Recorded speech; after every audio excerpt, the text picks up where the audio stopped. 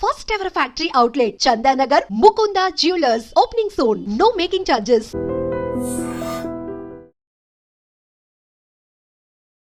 Hi guys, welcome to I dream. నేను మీ చాణక్య. అంటే mutual ఫండ్స్లో ఎవరైనా ఇన్వెస్ట్ చేస్తున్నారు అనేటప్పటికీ మనము చాలా వీడియోస్ అనేది కూడా చూసే ఉంటాం. ఏంటంటే మ్యూచువల్ ఫండ్స్లో మనం ఇన్వెస్ట్ చేస్తే ₹1,00,00,000 సంపాదించవచ్చు, అది పాసిబుల్ అవుతుంది అని అంటుంటారు. అదే ఇంకొంతమందిని అడిగితే అదంతా స్కామ్ రా బాబు అని చెప్పేసి ఇలాంటివన్నీ చెప్తూ ఉంటారు. నిజంగా అది ఒక స్కామా లేకపోతే నిజంగా సంపాదించచ్చా? ఈ యొక్క క్వశ్చన్ మీద మనకు కావాల్సిన ఆన్సర్, ప్రాపర్ ఆన్సర్ని కూడా ఇవ్వడానికి ఇప్పుడు మనతో పాటు కూడా ఉన్నారు మన పర్సనల్ ఫైనాన్షియల్ అడ్వైజర్ అయిన సుభాష్ బాబు గారు. మరి సార్ని అడిగి తెలుసుకుందాం. Hi sir. హాయ్ అండి. సార్, ఒకటేసారి ₹1,00,00,000 సంపాదించవచ్చు అనేటప్పటికీ ఛాలెంజ్ సినిమాలో చిరంజీవి గారిలేగా. సో అది ఎట్లా అంటే ఇన్ని పనులు చేయాలి ఇట్లా అనుకుంటాం. కాకపోతే మ్యూచువల్ ఫండ్స్ ద్వారా కూడా మనం ₹1,00,00,000 సంపాదించవచ్చు అని అంటుంటే కొంతమంది అయితే స్కామ్ అని కూడా అంటుంటారు.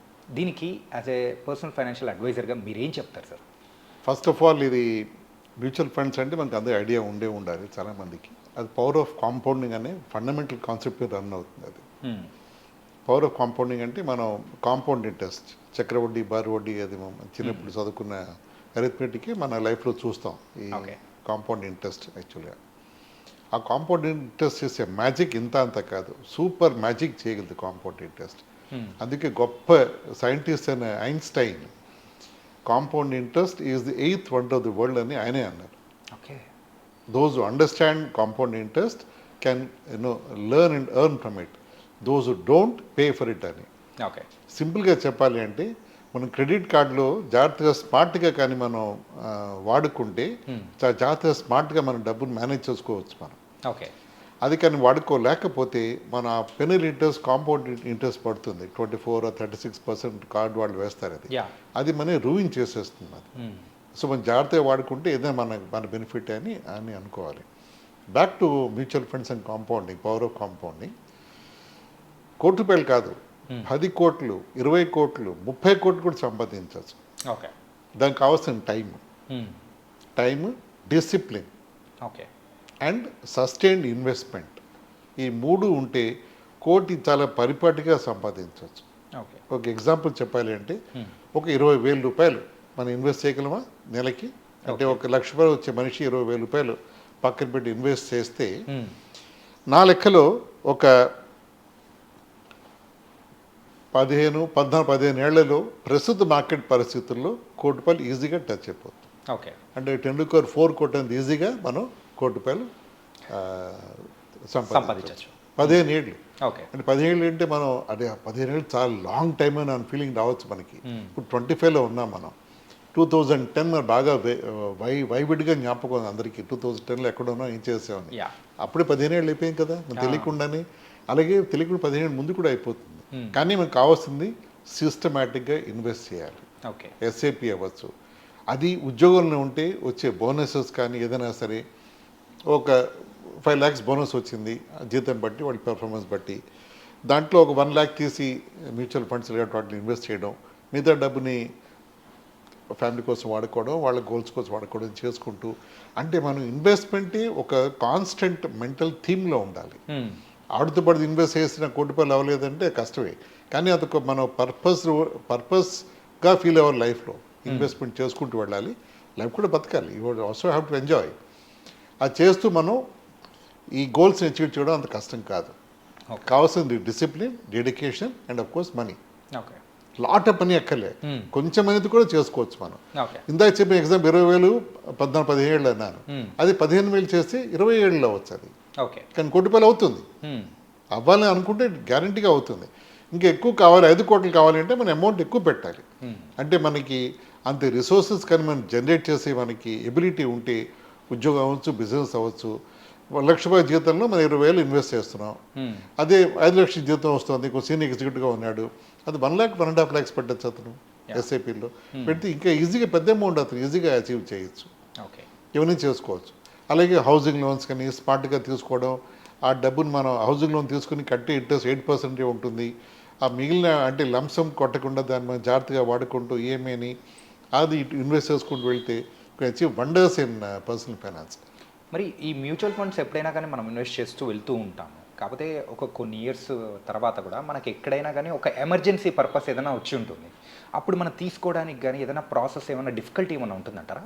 ఏం ఉండదు. ఓకే. ఏం ఉండదు యాక్చువల్గా. నార్మల్గా ఒక పర్సనల్ అడ్వైజర్గా, ఫైనాన్షియల్ అడ్వైజర్గా మేము చేస్తామంటే ఒక ఫ్యామిలీకి లిక్విడిటీ రేషియో అంటాం. అంటే మీ నెల ఖర్చు ఎంత ఉంటుంది, ఒక 6 నెలల ఖర్చు మనం దాన్ని ఒక లిక్విడ్ ఫండ్లో పెట్టుకుంటాం. అంటే ఈజీగా తీయడానికి సులువుగా ఉండడం కోసం ఒక 50,000 అవుతుంది మా ఇంటి ఫ్యామిలీకి, ఒక 3 lakhs 4 lakhs మనం లిక్విడ్ ఫండ్లో పెట్టేసుకుంటే గొప్ప అవసరం వస్తే తీసుకోవచ్చు. ఉద్యోగం మారుతున్నాడు ఆ వ్యక్తి, ఒక 3-4 months అతనికి జీతం రాకపోవచ్చు, ఈ డబ్బుతో అతను మిగతా సేవింగ్స్ తీయకుండా ఈ లిక్విడ్ ఫండ్తో అతను లైఫ్ గడిపేయచ్చు. మళ్ళీ అతను ఉద్యోగం రాగానే మళ్ళీ ఈ లిక్విడ్ ఫండ్ని మళ్ళీ భర్తీ చేసేస్తే అది ఇదైపోతుంది. ఇలా ఇవేం చేయకుండా కూడా మనం ఇంకొంచెం ఎక్కువ డబ్బు అవసరం పడింది, ఇంకా ఇల్లు కొంటాడు, ఏదో ఇంకో పెద్ద ఆపర్చునిటీ వచ్చింది అనుకోండి, 2 days డబ్బు తీయచ్చు. ఓకే. 2 days డబ్బు తీయచ్చు, no questions asked. Okay. Your money your wish. అదొక బూన్ అండ్ ఆల్సో బెయిన్. అంటే అదొక వరం, అదొక శాపం కూడా అనుకోవచ్చు. అంటే మనం ఎప్పుడైనా తీయచ్చు కాబట్టి తీయాలి అని మనకి ఎప్పుడు మనకి థాట్స్ ఎక్కువ వచ్చే అవకాశం ఉంది. లేదు లాక్ అయిపోయింది, నువ్వు 10 ఏళ్ళు తీయడం లేదు అంటే మైండ్ మనం క్లోజ్ అయిపోతుంది, వేరే దారులు ఎత్తుక్కుంటూ ఉంటాం మనం. ఎగ్జాక్ట్గా. సో దీంట్లో ఎప్పుడైనా తీయచ్చు, ఎప్పుడైనా వేయచ్చు కాబట్టి అది కొంచెం డిసిప్లిన్కి మనకి టెంప్ట్ చేస్తూ ఉంటుంది. కొత్త ఐఫోన్ వచ్చింది కొనుక్కుందామా, లేదా ఇంకేదో కారు వచ్చింది, బైక్ వచ్చింది కొనుక్కుందామా, ఈఎంఐ కడదాం, లేకపోతే మార్జిన్ మనీ కట్టి తీసుకుందామా, ఆ థాట్స్ రావచ్చు. అదే చెప్తున్నా కదా, మన డిసిప్లిన్గా మన డెడికేటెడ్గా అమౌంట్ అనుకుని దాన్ని టచ్ చేయను, కమ్ వాట్ మే అని ఇన్వెస్ట్ చేసుకుంటూ వెళ్తే 1 కోటి కాదు కదా 10 కోట్లు కూడా చేయొచ్చు, మనం రిటర్న్ జనరేట్ చేసుకోవచ్చు మనం ఇన్వెస్ట్మెంట్స్లో. ఈ కాంపౌండింగ్ గురించి మీరు చెప్పారు కదా సార్, ఈ కాంపౌండింగ్ అనేది ఎలా ఉంటుంది ఏంటి అసలు యాక్చువల్గా?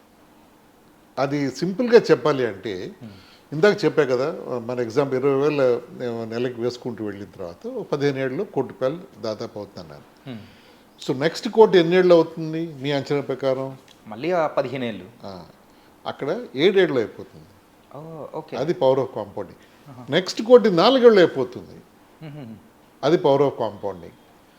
అంటే ఇప్పుడు అంటే లీనియర్గా వెళ్ళదు, అది starts going very almost vertical fashion. అంటే మనం దాన్ని ఏమంటామంటే లీనియర్ అంటే ట్రెడిషనల్గా ఇందా అనుకునే 15 ఏళ్ళకి ఇంత అయింది, ఇంకో 15 ఏళ్ళకి ఇంత అవుతుంది కాకుండా ఈ 15 ఏళ్ళు బాగా షార్ట్ టైంలో మనం గోల్స్ అచీవ్ చేసేయచ్చు. సో దానికి టైం ఇవ్వాలి. ఓకే. పవర్ ఆఫ్ కాంపౌండింగ్లో మేజర్ ఎలిమెంట్ బిసైడ్స్ డబ్బు is time. Okay.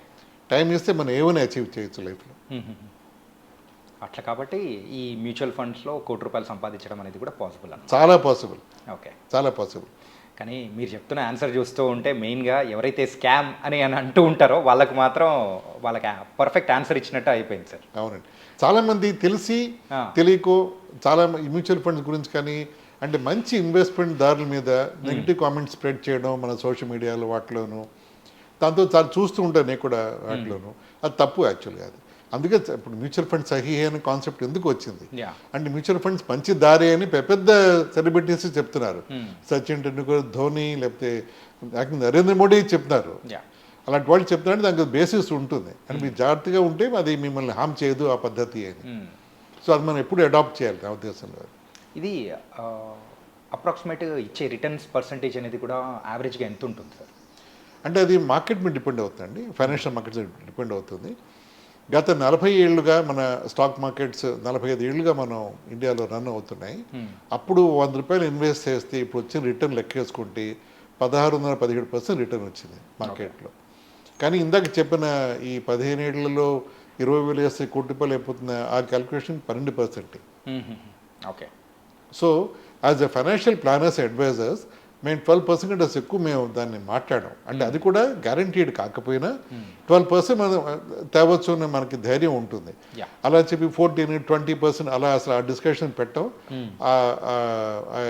Expectation set చేస్తాం మాట్లాడి ఎప్పుడైనా.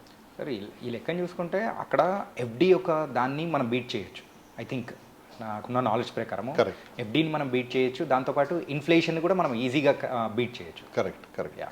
ఇన్ఫాక్ట్ ఎఫ్డీ ఇన్ఫ్లేషన్ బీట్ చేయలేకపోతుంది. ఇప్పుడు ఇన్ఫ్లేషన్ దాదాపు 6.5-7% ఇండియాలో ఉంది.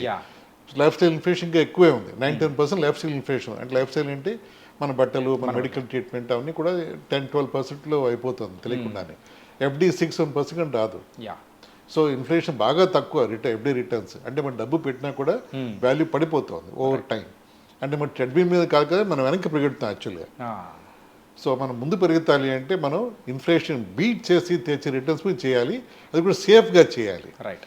అండ్ స్పెక్యులేటివ్గా ఎక్కడొక పెట్టేసి అంటే దాని బేసిస్ లేకుండా మనం ఎక్స్పెక్ట్ చేయడం తప్పది. ఇది క్యాలిక్యులేటెడ్గా ఉంటుంది, సెబీ కంట్రోల్ గవర్న్ మార్కెట్స్ కాబట్టి ఇవి we are in a very good track. ఇవన్నీ కూడా అల్టిమేట్గా వచ్చేది ఎకానమీ మీద. ఎకానమీ 6.5 జీడిపిలో ఉన్నాం మనం. So by 2031 third largest economy అయిపోతామని మన అంచనాలు ఎస్టిమేట్స్ ఉన్నాయి. థర్డ్ లార్జెస్ట్ అంటే ఫస్ట్ యూఎస్ఏ, తర్వాత చైనా, తర్వాత థర్డ్ ఇండియా. ఆ పొజిషన్ ఉన్నామంటే చాలా సెక్టర్స్ బాగా పెర్ఫామ్ చేస్తూ ఉంటాయి. ఉద్యోగాలు అవ్వచ్చు, డబ్బులు అవ్వచ్చు, ఫైనాన్షియల్ సెక్టర్ అవ్వచ్చు, ఇవన్నీ కూడా బాగా యాక్టివ్గా వైబ్రెంట్గా ఉంటాయి కాబట్టి మనకి ఎంప్లాయ్మెంట్ అన్నీ కూడా బాగుంటాయి. డబ్బు will be more in circulation. It was very nice sir. Mutual funds మీద అసలు లేమెన్కి కూడా అర్థమయ్యేటట్టు కూడా చాలా చక్కగా చెప్పారు. సో మేము కూడా ఇన్వెస్ట్ చేయడానికి స్టార్ట్ చేస్తాం సార్ మీ యొక్క సలహా తర్వాత. Thank you so much. Thank you.